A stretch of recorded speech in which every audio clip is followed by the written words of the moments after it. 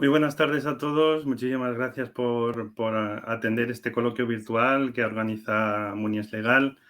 Quiero recibiros con todo el cariño. La verdad es que esta tarde es un placer poder conversar con profesionales. Ahora os presentaremos profesionales del sector inmobiliario y buscar o reflexionar juntos que nos ayuden, ¿no?, a vislumbrar nuevas oportunidades para esos desarrollos urbanísticos que quedaron después de la crisis inacabados. Carlos Ruiz Pascual es arquitecto por la Universidad Politécnica de Madrid. Actualmente desempeña su labor en Sareb, es gerente de desarrollo de suelo allí. También contamos con Débora Serrano, ella es licenciada en Administración y Dirección de Empresas por la San Pablo CEU y actualmente, aunque es directora de Desarrollo Digital en Real Serma y en Prosegón, hoy la recibimos con mucho cariño porque es una de las impulsoras del proyecto colaborativo El Valle Digital. Y por último, pero no por ello menos importante, Julio Rodríguez Cruz, arquitecto también por la Politécnica de Madrid. Él es máster en Dirección de Empresas Inmobiliarias por el Instituto de Empresa, el IE, y actualmente es associate en la consultora Aguirre Newman. La Unión Europea, en uno de sus últimos análisis que denomina Shrinking Cities, nos hace reflexionar sobre qué está pasando también en el interior de la ciudad, en los núcleos urbanos que se están vaciando. Esto lo llama decaimiento urbano. Y nos parecía un fenómeno casi complementario del de la España vaciada, porque es como una suerte de ida y vuelta, ¿no?, del fenómeno de migración o del fenómeno de relocalización residencial.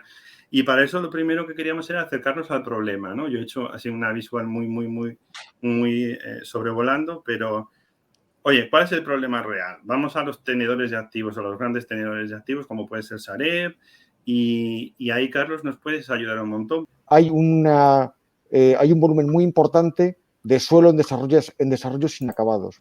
Desarrollos inacabados que, digamos, tienen desde mi perspectiva la característica en general de ser desarrollos, muchos de ellos muy grandes, fruto de una escala que no se da hoy, de una escala que hoy no acepta el comprador o el promotor tipo, de una escala que estaba alentada por el sector financiero en su momento y de una ubicación digamos que tampoco, desde luego, no es inaceptable desde la perspectiva de los operadores actuales, en muchas ocasiones.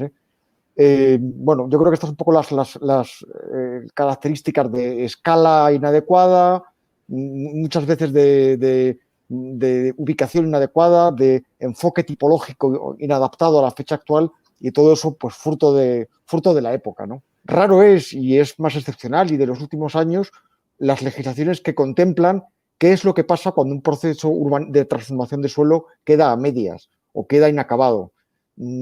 Eso está recogido en parte en la ley valenciana, pero es casi por excepción. Entonces, entre los problemas mercantiles para desalojar, digamos, a titulares de iniciativa urbanizadora que en realidad ya no existen, que están muertos, digamos, están en concurso de acreedores o en fase de liquidación, el problema de la estructura de propiedad todavía fragmentada y a su vez compuesta en muchas ocasiones por operadores que lo eran de forma circunstancial, ¿no? Propietarios del pueblo, pues están muchas veces en los ámbitos de forma circunstancial. Ellos vinieron alentados por una expectativa del negocio inmobiliario, pero no saben de ella, ¿no? Y ya muchas veces ni se la creen, ¿no? De tantas cosas que han pasado.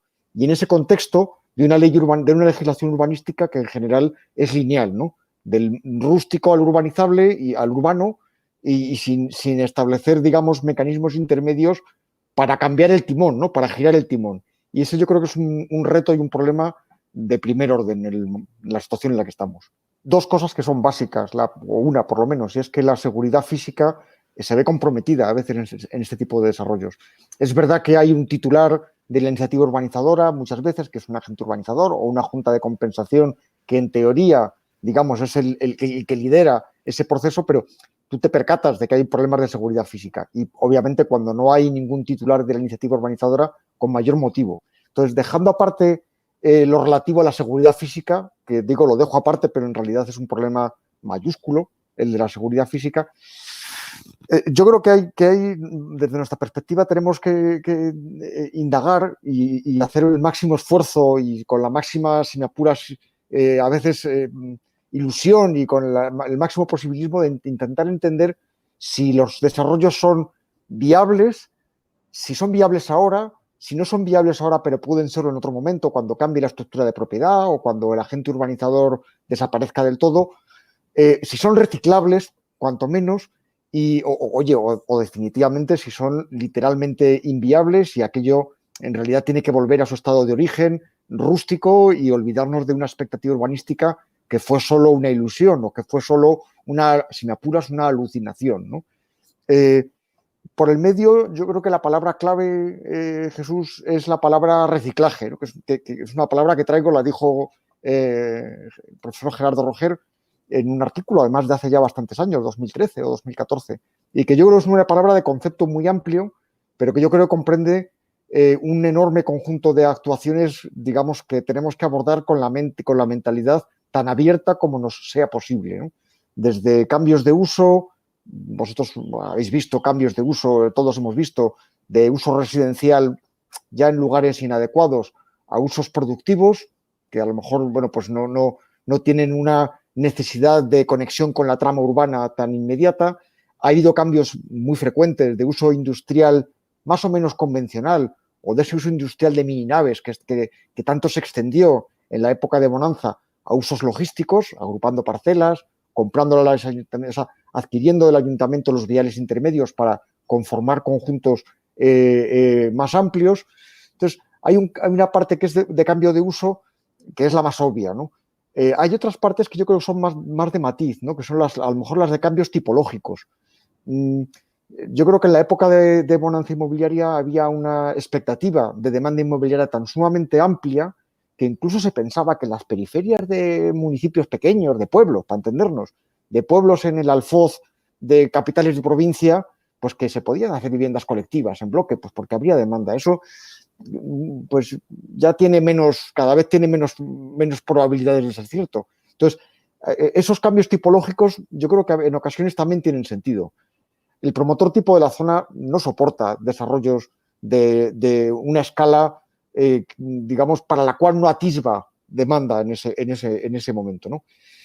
Yo creo que todo este es un poco, por supuesto, tan amplio como queramos plantearlo, el enfoque del reciclaje. Lo único, bueno, yo creo que lo iremos comentando, el reciclaje, no, pretender salvar el valor neto contable, el valor contable del activo, el valor que tuvo, la expectativa de valor que tuvo en su día, o construir una cuenta de resultados brillante con un solo reciclado, pues es difícil.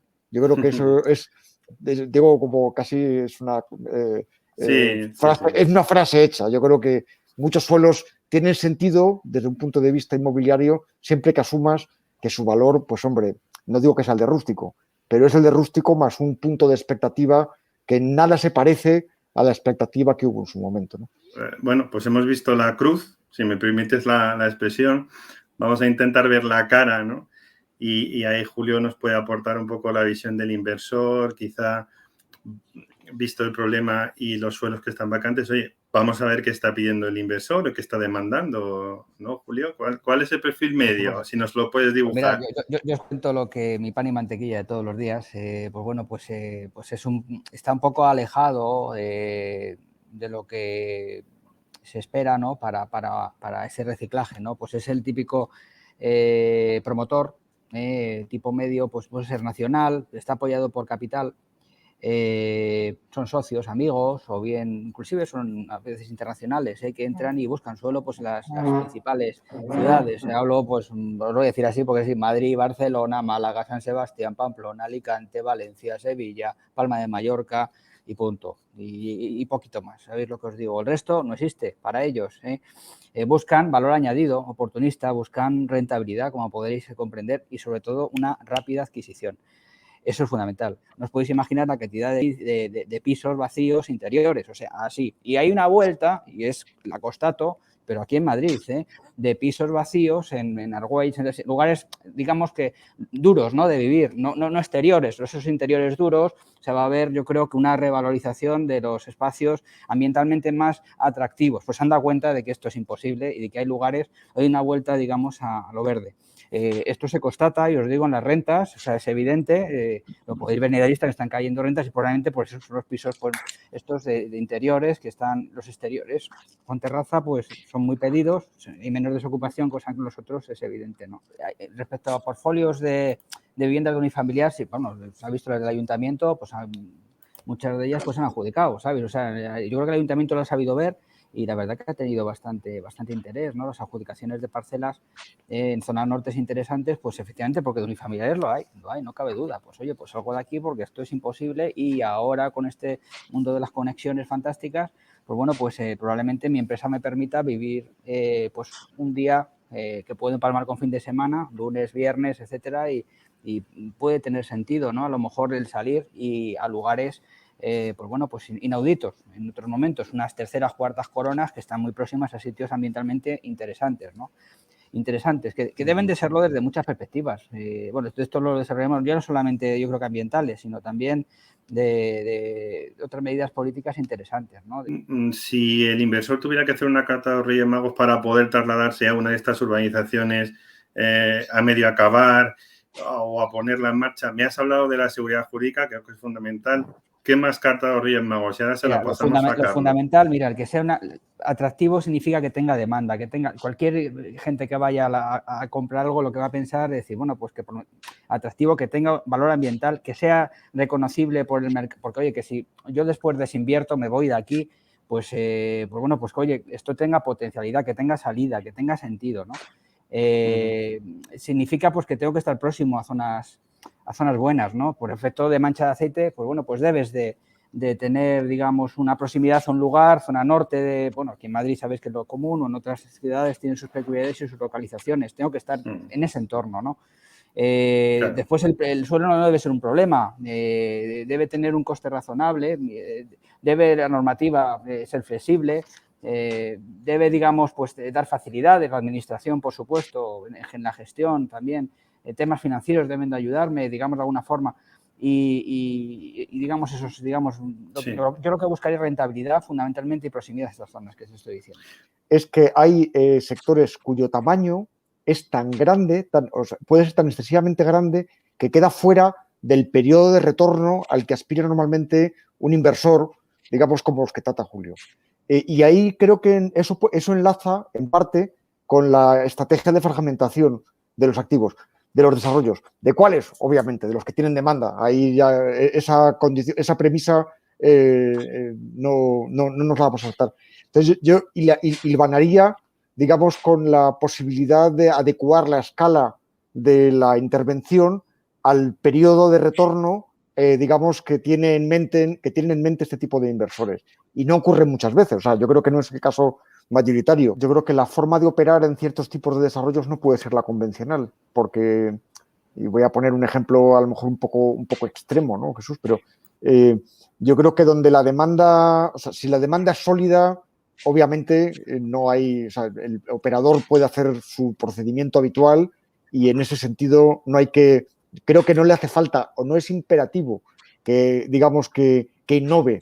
Pero sí que es cierto que hay otros tipos de desarrollos donde yo creo que hay que echarle toda la imaginación posible. Y toda la imaginación posible, desde mi perspectiva, sí incluye la posibilidad de no, bueno, algo que no nos estamos inventando aquí. Hablo, por ejemplo, de casos como en Los Ángeles San Rafael, si no recuerdo mal. Yo creo que había viviendas, digamos, viviendas industrializadas que se implantaban en el momento en el que había un comprador. Bueno, yo creo que eso tiene sentido, especialmente para esa franja de ámbitos que tienen algo de demanda, pero que no tienen una demanda tan suficientemente sólida como para soportar los procesos de producción de vivienda o del producto que corresponda convencionales. Pues oye, la verdad es que es buen momento para hablar con Débora porque quizá, como decía yo en ese símil que estoy utilizando, hay que mirar el canto, hay que mirar nuevas formas de usos o de iniciar dinámicas que puedan cambiar, ¿no? Y quizá podemos aprender mucho del mundo rural y de lo que estáis haciendo allí, Débora.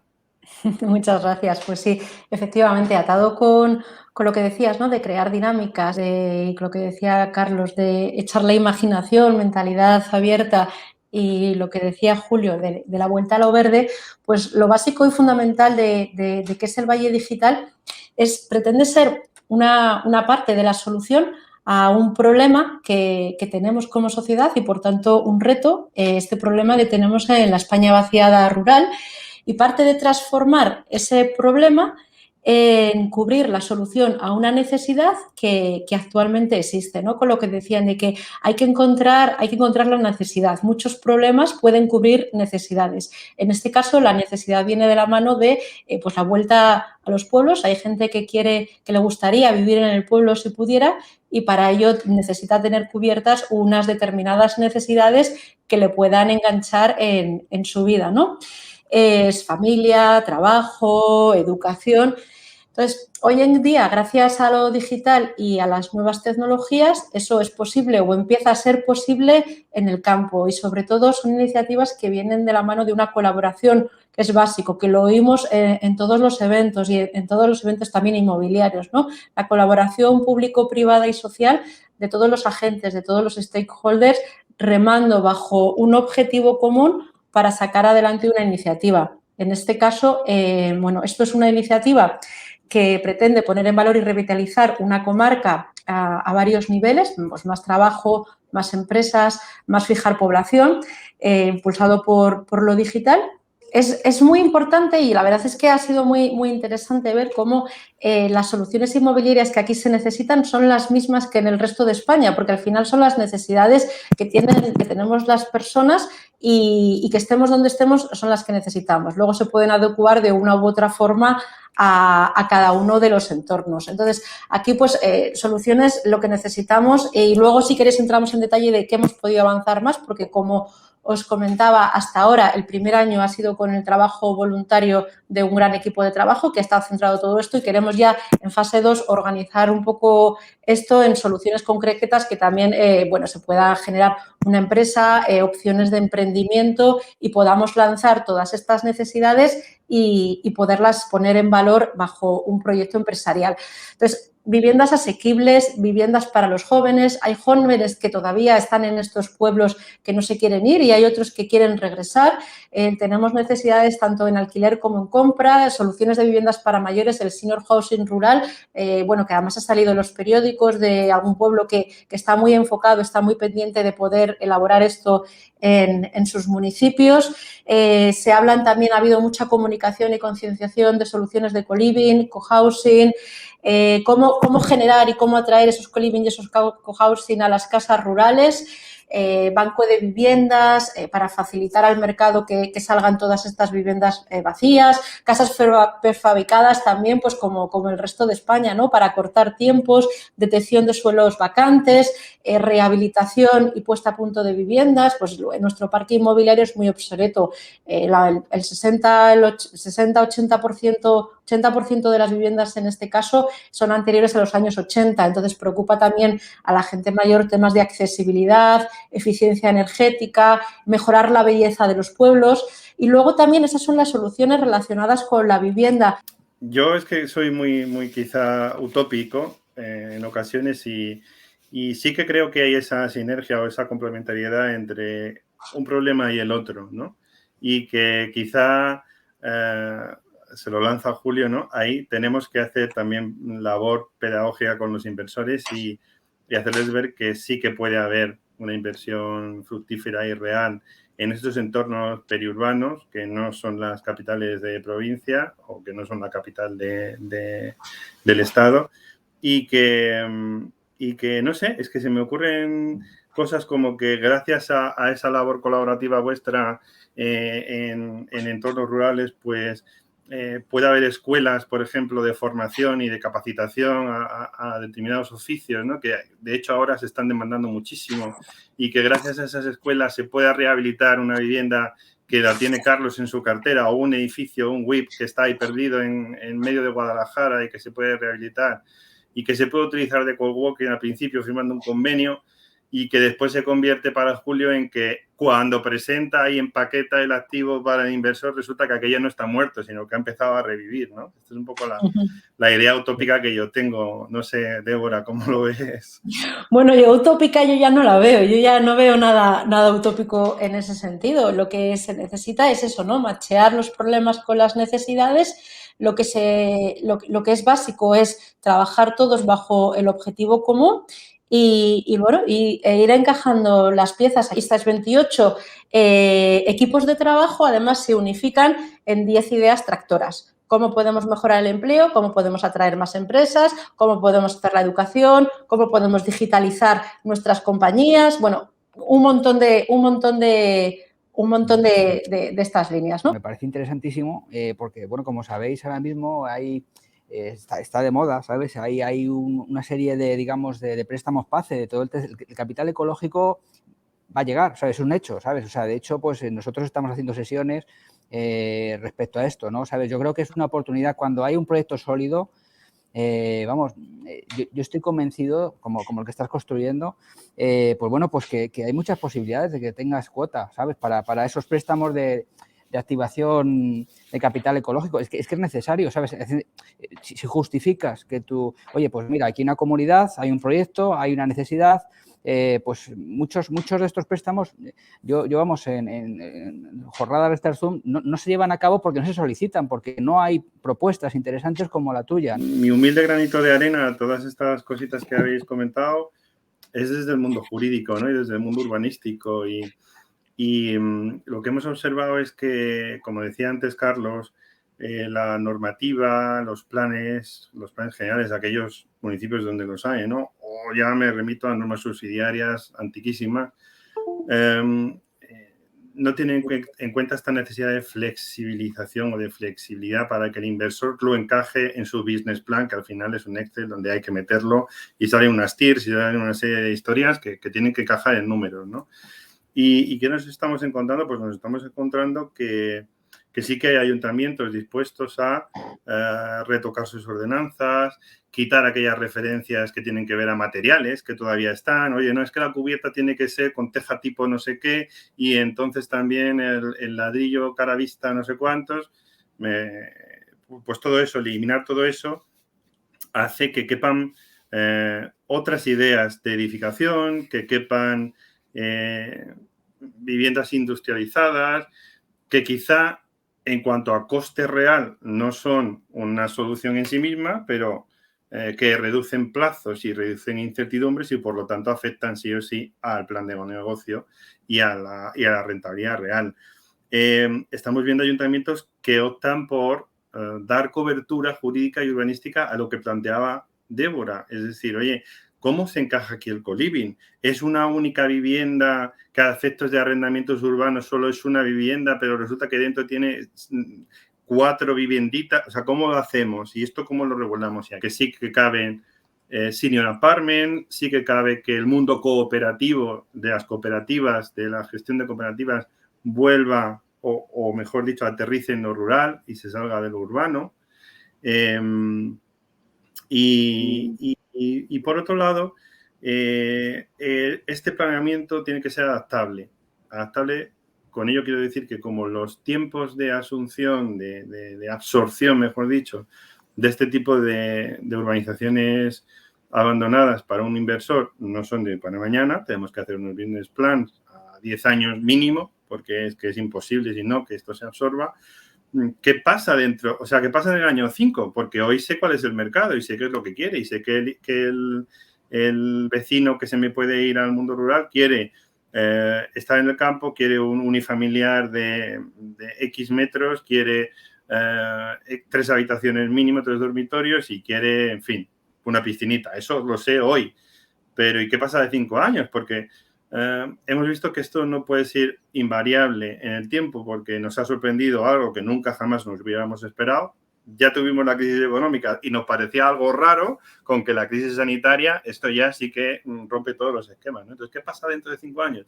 El urbanismo tiene que ser flexible y nos tiene que ayudar a que no restringamos solo a una determinada categoría o tipología. Oye, no puede ser que que me diga que en la parcela B7 solo me cabe unifamiliar adosado con tal superficie. No, vamos a hacer un multifamiliar flexible, me lo invento la tipología, y que en función de unos parámetros máximos o unos parámetros lógicamente limitadores de que aquello no se convierta en una torre de 12 plantas, en un entorno que no pega, pero que el planeamiento sea adaptable cuando me toque, que luego no tenga que hacer una revisión del plan general porque ahí va, es que fíjate, esto ya es ordenación estructurada y no puedo tocarlo.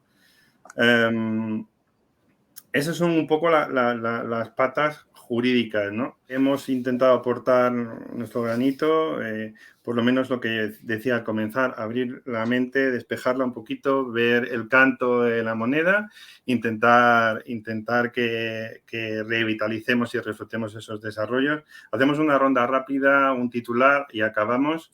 Y, en fin, no sé, en conclusión, ¿qué nos quedamos de positivo en esta charla, Carlos? Bueno, a mí me parece que para mí, todo ha sido positivo, por supuesto, pero me parece que la iniciativa de Valle Digital me parece que es un poco a lo que tenemos que aspirar, ¿no? A aglutinar un conjunto de interesados sobre una idea común que mezcle o que pueda contemplar vivienda y trabajo. Y yo creo que, obviamente, con eso no vamos a solucionar todo el problema de la digamos, de la sobreproducción de suelo que hubo en la época hasta el año 2007, pero bueno, con que consigamos media docena de triunfos, creo que nos podremos sentir satisfechos. Julio, mensaje positivo para el inversor, va. Haz un poder, anda. Principalmente, pues eso, pues mirar, dar valor añadido al producto y saber ver y perseverancia en ese producto y creértelo y perseverar y trabajarlo. El dar valor añadido es lo difícil y generar un destino lleva años y esfuerzo, ¿sabes? Y adelante, porque esos proyectos, sin lugar a duda, tienen mucho predicamento en esta captación de fondos y yo creo que seguro mucho éxito, ¿sabes? Hay que ser imaginativos y perseverantes, generar esos destinos. Aquí estamos, si podemos ayudar, pues lo intentaremos también. Débora, píldora final. Pues yo suscribo obviamente lo que han dicho Carlos y Julio y reitero, cuanto más difícil, más colaboración, más visión del conjunto, ilusión, ganas, organización e inteligencia aplicada. Muchísimas gracias. Pues ha sido un placer, de verdad que os agradezco personalmente vuestra participación aquí, que nos hayáis arropado también en nuestra presentación y yo creo que nos vemos muy pronto porque vamos a seguir avanzando, vamos a seguir trabajando, todos los que estamos aquí estamos a disposición de este mercado nuestro y de esta profesión nuestra y nada, muchísimas gracias, de verdad. A vosotros, a ti, Jesús. Muchas gracias. Adiós, hasta luego, gracias. Hasta luego.